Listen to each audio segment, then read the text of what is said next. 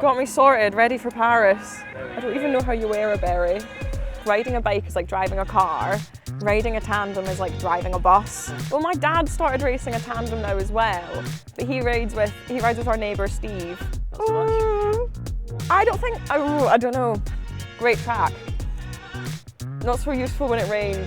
Weirdly, I don't actually think I've got that many comms around Stirling anyway, so I don't think I lost any. Very nice. Looking forward to going to France now. Jenny, how are you? Good, thanks. How are you? Good to see you. Did you ride down today? I did not. I got the train. Ah, a bit soft. There we go. Take a seat. Welcome to the Scottish Cycling Sofa. It's nice to be here. We've got a little present for you. Nice red beret. I knew it would match your trainers, so I don't know whether you want to pop that on. Got me sorted, ready for Paris. There we go. I don't even know how you wear a beret. Looks very flat. I'll maybe save that for when we go to Paris. Yeah, okay. But Pop it in thank your you. suitcase. Yeah. So yeah, thanks for joining us, Jenny, and we just wanted to catch up ahead of the Paralympic Games this summer. But before we delve into that exciting stuff, I want to rewind all the way back to where it started. Okay. We can hear a bit of velodrome noise today. That's obviously where we are. There's a nice Nice in the background. But your first experience on bikes, tell us about it. Not in a velodrome. I've been racing a long time. Not as long as some people, but it feels like a long time. I kicked off when I was about 9 or 10, racing with Stirling Bike Club and the Wallace Warriors, which was a great club. We had a really good setup, and yeah, we started off with things like mountain bike and cyclocross and the fun bits, and that was really good. And then so people probably don't know that about you, that you were riding and racing off-road disciplines. I'd hope from my skills they could tell, but maybe they can't anymore. But yeah, like I think it's such a good way to start and to like build the foundation. And a lot of folk in Scotland, that is where we all started. Mm-hmm. Like certainly the era I came from, that's where we all started. We all came from cyclocross. Yep. So yeah, it's pretty cool. And then we've all done the same move over to the road and the track, and the opening of the Chris Hoy Velodrome in Glasgow like was big for everyone, because until that point we only had Meadowbank, which great track. Not so useful when it rained, so. Which isn't very often, obviously. Obviously not in Edinburgh. No, of course not. And so you mentioned that track, and specifically it came about for the 2014 Games. Mm-hmm. Like, how big an impact did that facility and that legacy have on your career? Yeah, I mean, I don't think I could really put words to it. Like, I don't think my career I don't think it would have gone the way it's gone without that, because again, with Meadowbank and Dundee being the only velodromes in Scotland before Glasgow, like I wouldn't have got to the level of track that I got to so soon. I wouldn't have been winning British titles. I wouldn't have probably got on the squads that I got on.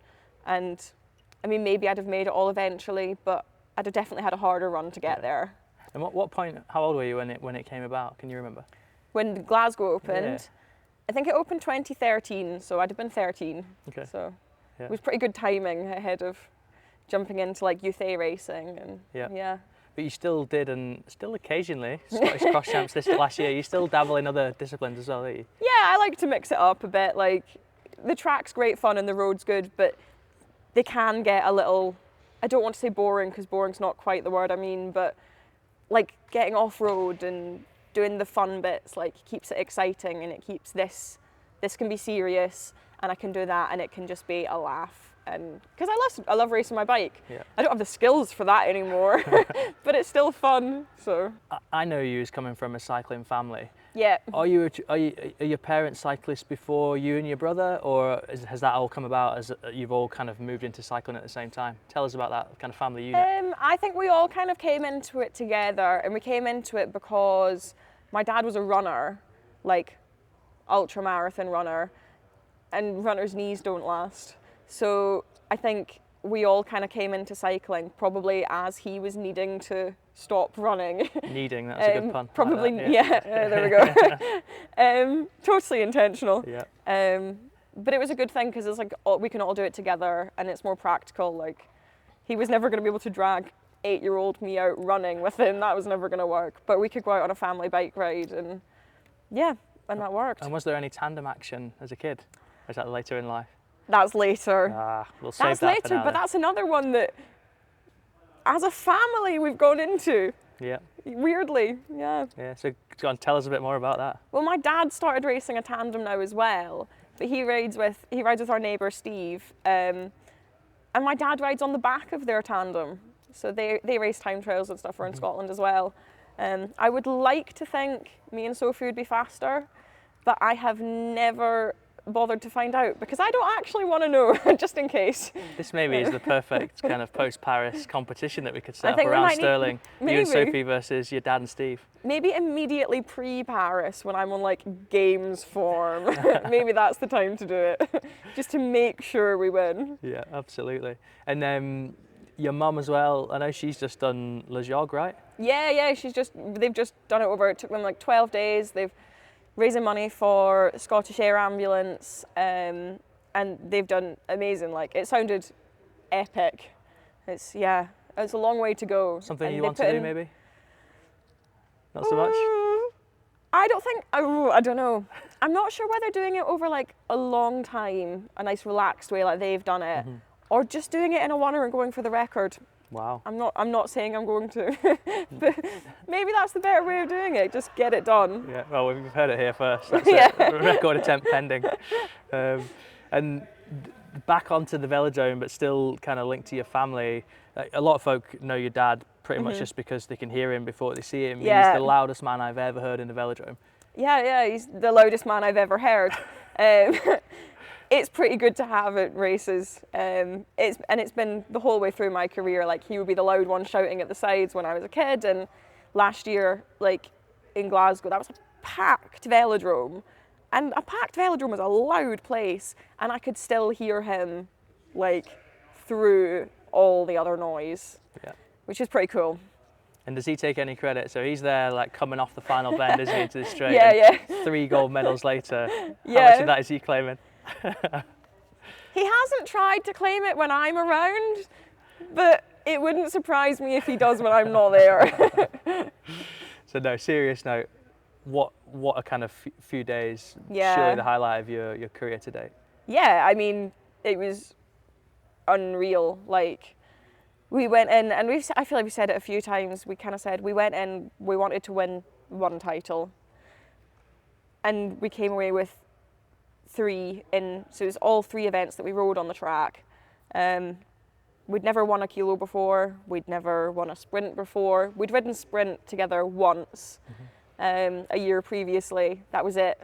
And it just went, we just had the best week. There's not much you can say really, like, it was just such a shock. And did it live up to your expectations in terms of that event, home world? Yeah.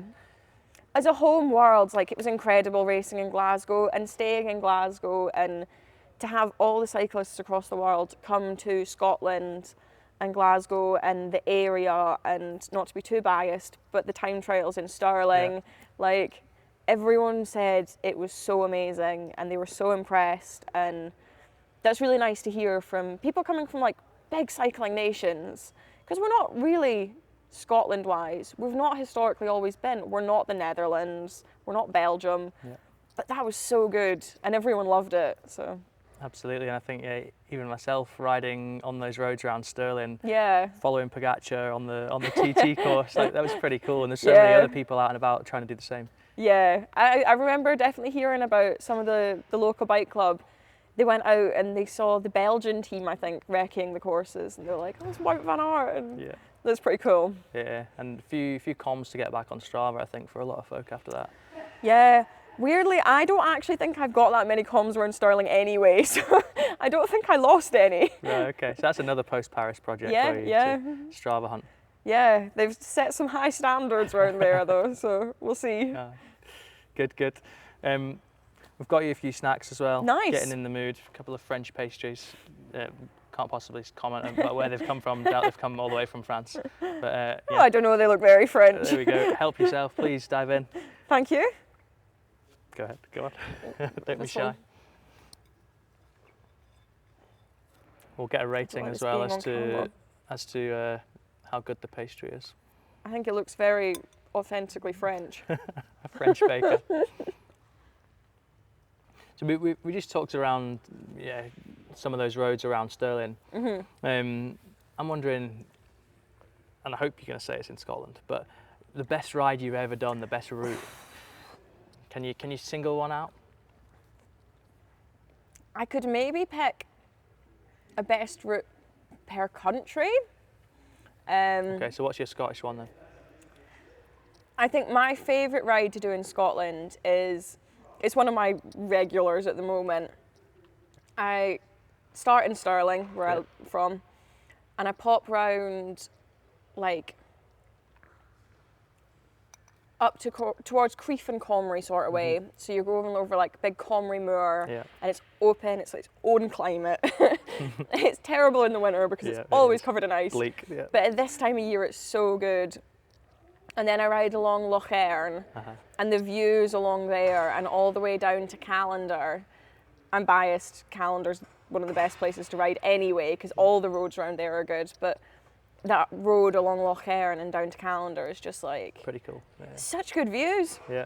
And great roads for riding because they're actually pretty smooth. They are. Which you can't say about everywhere in Scotland. Yeah. So, Oh, nice. Good choice.